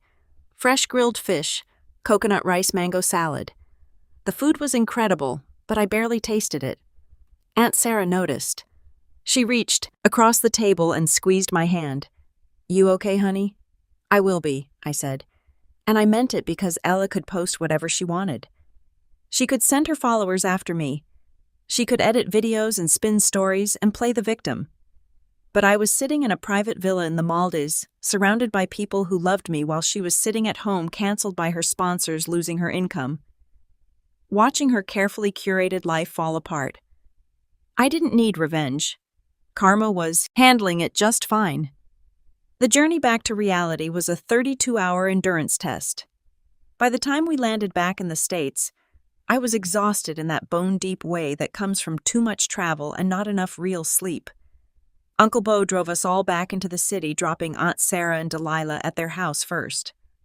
Delilah hugged me goodbye, whispering, "Call if you need anything, okay, anything. D22. Then it was just me and Uncle Bo for the final 20 minutes to my apartment. We didn't talk much. The silence was comfortable, the radio playing old classic rock quietly in the background. But as we got closer to my building, I felt tension creeping back into my shoulders. I'd had my phone off for most of the flight, but I turned it on during our layover in Dubai. The messages had been relentless. Most were blocked numbers now, but a few had gotten through. One from my father. You've embarrassed this family for the last time. "We're coming to collect what you owe us." I'd shown it to Uncle Bo. He'd read it without expression, then said, "I'm staying with you tonight. You don't have to." "I'm staying." I hadn't argued. My apartment was exactly as I'd left it. Small, tidy safe. I dropped my suitcase by the door and felt some of the tension ease. This was my space. They couldn't reach me here. Uncle Bo set his overnight bag down and looked around. "What needs fixing but I'm here? Might as well make myself useful. What needs fixing?" I smiled despite myself. "The bookshelf in my bedroom is kind of wobbly. I've been meaning to tighten the screws." "Show me." We spent the next hour in comfortable domesticity. Uncle Bo fixed the bookshelf, then noticed a loose cabinet door in the kitchen and repaired that too. I made us a simple dinner, just pasta and jarred sauce, a far cry from the gourmet meals in the Maldas, and we ate at my small kitchen table. "This is good," Uncle Bo said, twirling spaghetti on his fork. "It's Prego still good?" He smiled. "You know what I mean. I did." It wasn't about the food. It was about the quiet, the simplicity, the absence of drama. It was about being home. They showed up at 8:47 p.m. I was washing dishes when I heard the pounding on my door. Not knocking, pounding. "Saudi, open this door right now." My father's voice, loud enough that I could hear it clearly from the kitchen. Uncle Bo was on his feet, instantly moving toward the door, but I grabbed his arm. "Don't," I said quietly. "Let me handle this." I pulled out my phone and opened the Ring app. The doorbell camera showed all three of them. Dad, red-faced and furious. Mom, arms crossed, her expression cold. And Ella holding her phone up, clearly recording. More pounding. "Sati Marie Tate, you owe us for the damage you've caused. Ella lost $15,000 a month because of your lies." I tapped the intercom button. "I can see you on my camera. This conversation is being recorded. Leave immediately, or I'm calling the police." You little Dad's face contorted with rage. "You don't get to dismiss us. We're your parents. Open this goddamn door. No leave now." Mom leaned toward the camera, her voice saccharine and poisonous at once. "Saudi, sweetie, we just want to talk. Family should be able to talk things out, don't you think? Be reasonable. There's nothing to talk about. You stole my inheritance. Ella doxed me. And now you're harassing me at my home. Leave or I'm pressing charges for trespassing." Ella shoved forward, screaming into the camera. "You ruined my career. You turned our private family business into a public spectacle. You owe me compensation, you selfish. The only thing I owe you," I said, my voice cold and steady as nothing. "Everything I did with my own money that I earned. You're not entitled to my income, my time, or my presence. Leave." Dad's face went from red to purple. "You think you can talk to us like this? You think you're untouchable now because you have some money? I will make your life hell, Saudi. I will destroy everything you've built. I'll call your boss. Wham. He kicked the door hard. The frame shook, and I heard the deadbolt rattle. My heart jumped into my throat. Uncle Bo was moving before I could react. He crossed to the door in 3 long strides. "Bo, don't." I started, but he was already unlocking the deadbolt. The door flew open, but it wasn't me standing there. It was Uncle Bo. All 6'4" of him, filling the doorframe like a mountain made flesh. The change in my father's expression was instantaneous. The rage drained from his face, replaced by something I'd never seen there before. Genuine fear. Uncle Bo didn't yell. He didn't need to. His voice was low, calm, and somehow more terrifying because of it. "Daniel." My father took a step back. "Bo, this doesn't concern you. You're harassing my daughter." "That concerns me very much." "Your daughter," Dad's laugh was shaky. "She's my daughter. This is family business. Family doesn't kick down doors. Family doesn't steal inheritances. Family doesn't threaten." Uncle Bo took 1 step forward and all 3 of them retreated. "You're not her family. You're bullies who got mad because she finally stood up to you. Now you listen here." Dad tried, his voice rising. "No, you listen." Uncle Bo's tone didn't change, but something in his posture did. He seemed to grow larger, more solid. You have 5 seconds to get off this property. If you're still here after that, I'm going to break the leg you used to kick that door. Are we clear?" The silence was absolute.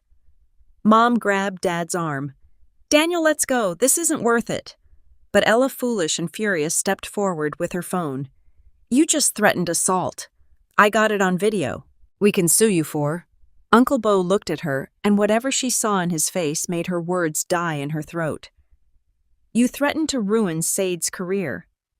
You doxed her, exposing her to harassment and potential danger. You showed up at her home uninvited and damaged her property." His voice was still calm. "You want to compare legal problems?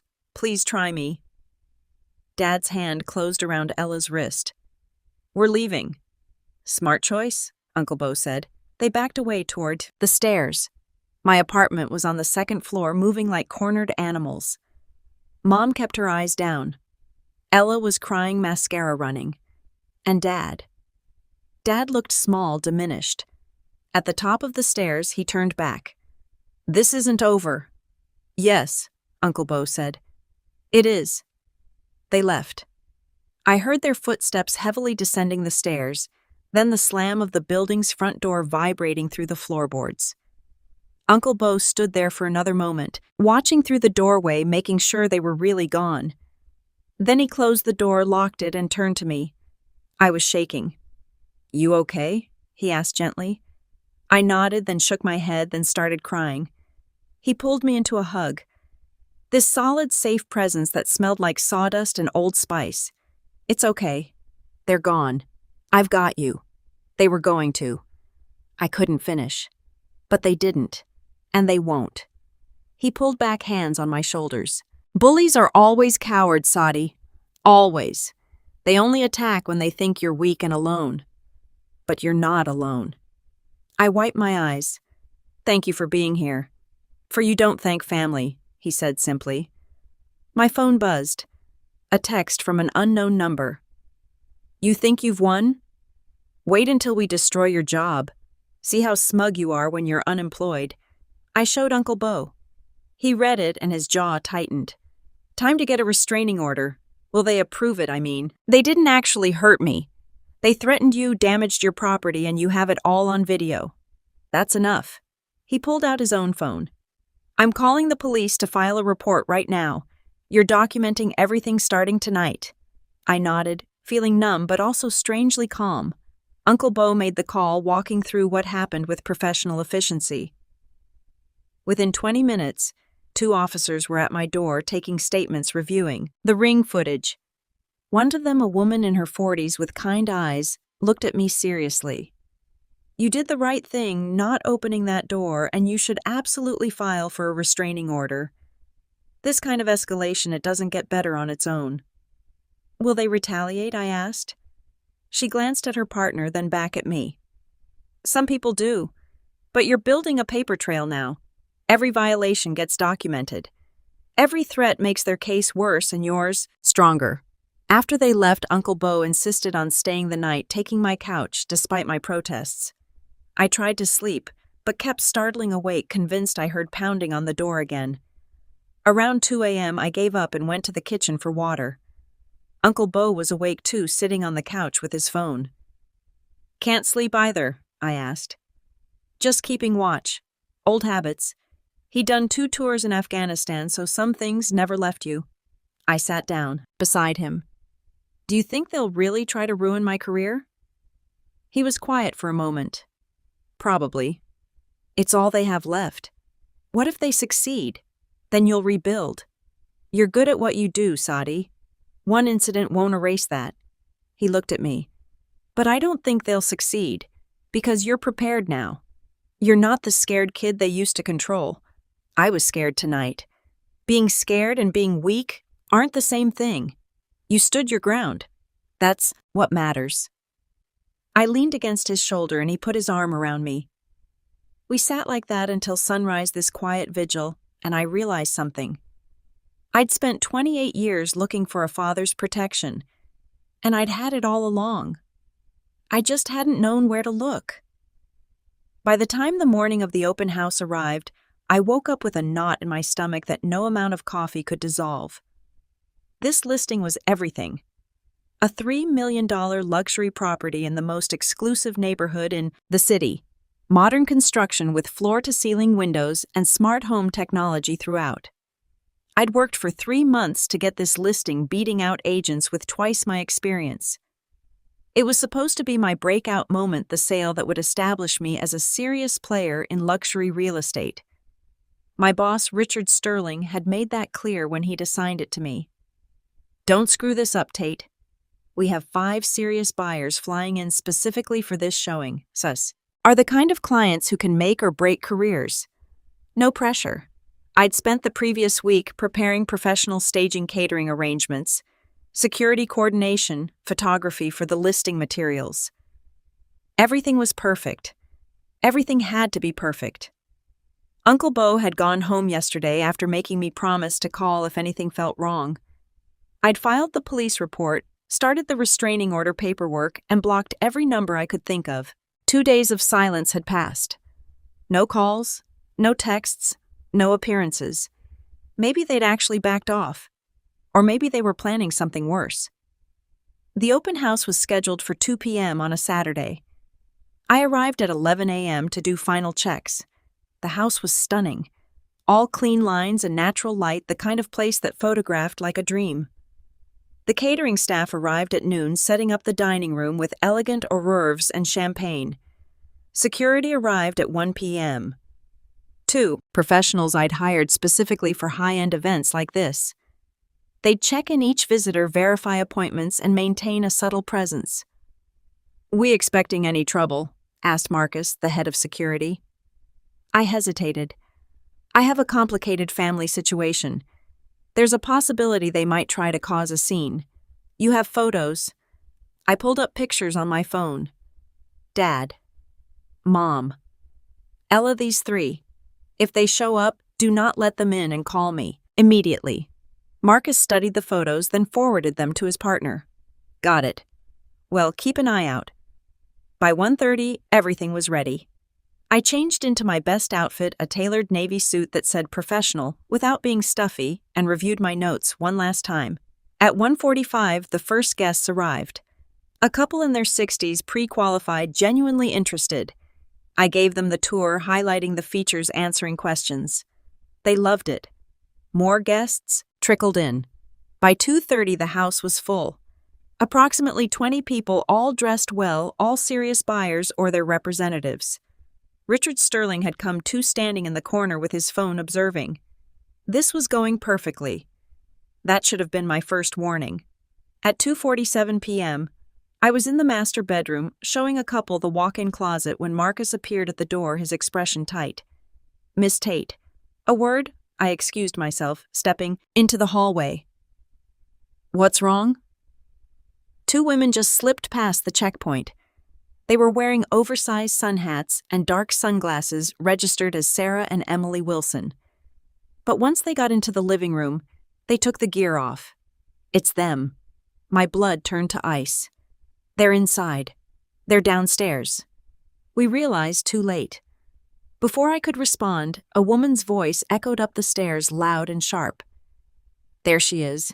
That's the thief I was telling you about." My heart stopped. I moved to the stairs, looking down into the open concept living room. Every guest had turned toward the commotion. Mom and Ella stood in the center of the room, and Ella had her phone up, live streaming. Everyone needs to know what kind of person they're dealing with. Ella announced, her voice carrying to every corner of the house. This woman, Sadie Tate, stole from her own family. She took our retirement money and spent it on herself, flaunting it online while we struggle. That's not... I started, but Mom cut me off. She swayed dramatically, one hand pressed to her forehead. I can't breathe. Then she collapsed onto one of the stage sofas, a picture of theatrical distress. Several guests gasped. Someone asked if they should call 911. No need, Mom said weakly. It's just the stress of having a daughter who betrayed us so completely. I stood frozen at the top of the stairs, my mind spinning. Every eye in the house was on me. Richard looked horrified. The potential buyers looked confused, uncomfortable, eager to leave. 3 months of work, my career, everything I'd built. They were trying to destroy it all. Ella continued to live stream, narrating every moment. This is the person selling you this house, everyone. A liar and a thief. Ask yourselves, do you really want to work with someone like this? Something inside me snapped. Not into panic, into clarity. I walked down the stairs, slowly, deliberately pulling out my phone. As I descended, I locked eyes with Marcus. Call the police, I ordered, not breaking stride. Criminal trespassing and disturbing the peace. I want them removed. You can't, Ella started. I can, and I am. I turned to address the room, keeping my voice calm and professional. Ladies and gentlemen, I apologize for this disruption. These 2 individuals are my arranged mother and sister. They've been harassing me for weeks after I refused to give them money. I have documented evidence, police reports, and pending restraining orders. This is unfortunately an escalation of that harassment. One of the older gentlemen, a man in an expensive suit who'd been seriously considering the property, stepped forward. You're filing a police report. Yes, sir? Immediately he looked at Mom and Ella with undisguised disgust. Then, I'd say you're handling this with remarkable professionalism, Miss Tate. Mom sat up, her fainting spell apparently forgotten. You don't understand. And she ruined her sister's career. I understand perfectly, the man said coldly. I've seen this kind of manipulation before. My own daughter deals with a similar situation. He turned to me. I'll wait to continue the tour after they're removed. Other guests nodded in agreement. One woman actually moved to stand beside me, a silent show of support. Ella was still filming, but her expression had changed. She was realizing this wasn't going as planned. Marcus and his partner moved in, each taking an arm. Ladies, you need to leave now. Get your hands off me, Ella shrieked, trying to pull away. This is assault. You're all witnessing assault. You entered under false names, Marcus said calmly. That's fraud. You're trespassing on private property. You have 2 choices. Walk out now or be carried out and charged with resisting.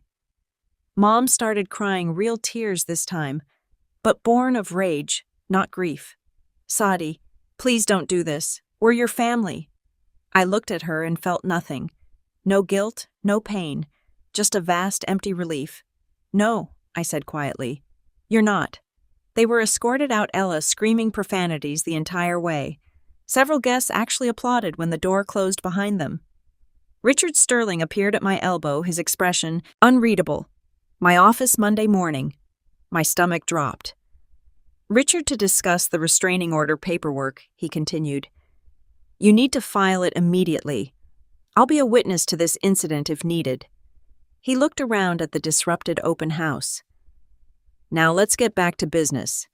You have properties to sell. I almost collapsed with relief. The police arrived within 10 minutes.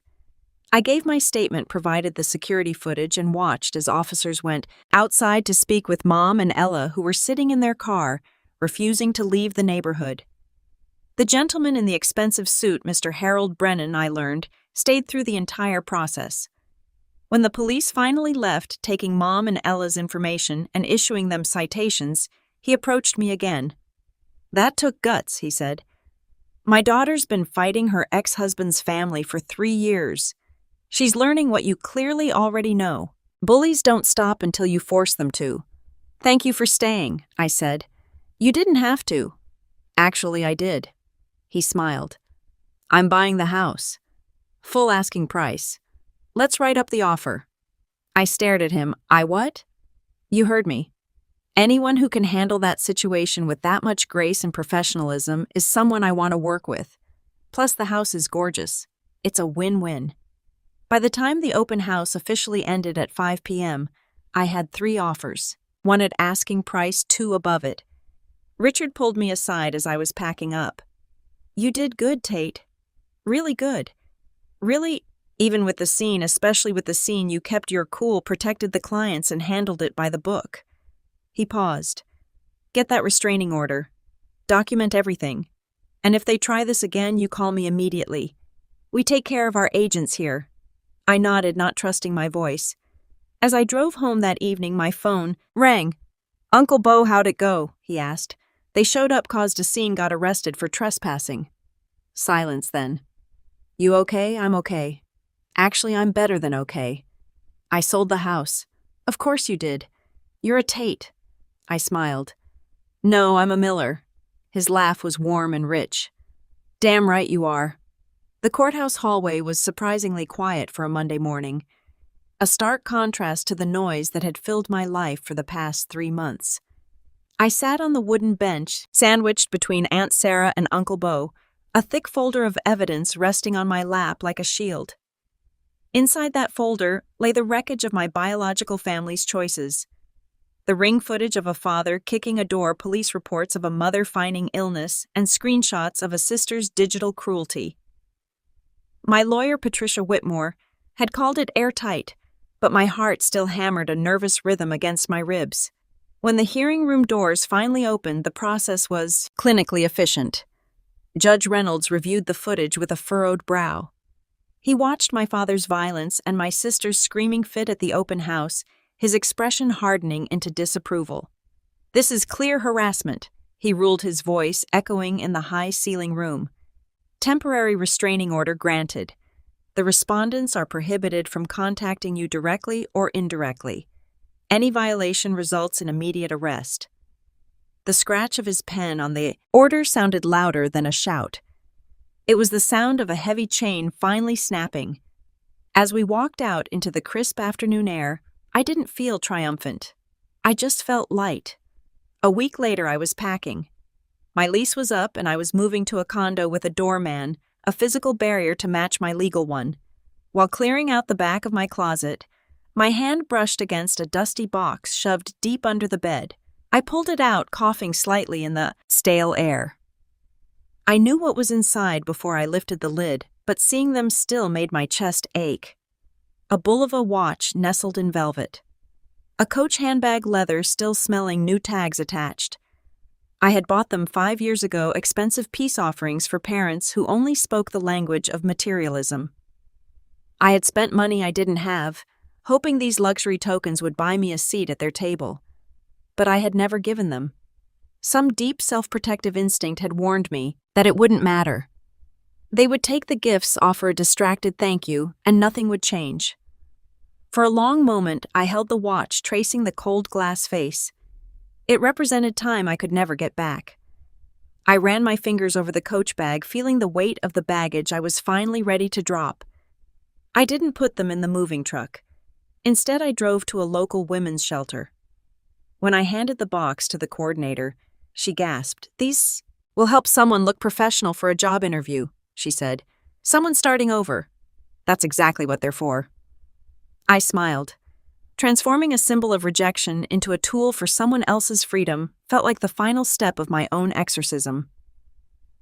Christmas came 3 weeks later, wrapping Aunt Sarah's small house in the smell of glazed ham and pine needles. There was no tension, no walking on eggshells, no performative perfection, just a crooked tree decorated with Delilah's childhood crafts and the sound of genuine laughter. After dinner, as the snow began to fall outside, Uncle Bo signaled for me to follow him into the garage. It was his sanctuary, smelling of sawdust and oil. He leaned against his workbench and handed me a large manila envelope. "What's this?" I asked, sensing the gravity in the air. "Open it." My fingers trembled as I slid the papers out. Petition for adult adoption. I stared at the words, the legal jargon swimming before my eyes. "You don't need to carry the name of people who don't deserve you." Bo said, his voice rough with an emotion he rarely showed. "Sarah and I talked about it. We want to make it official. You're our daughter, Sadi, in every way that matters." The tears came, then hot and fast. I looked up at this man, this mountain of a man who had stood between me and my father's rage, who had saved the best pork chop for me, who had shown up when it counted. "Is that a yes?" he asked gently. "Yes," I choked out. 1,000 times. Yes. We signed the papers at the kitchen table, the scratching of the pen far sweeter than the judge's signature had been.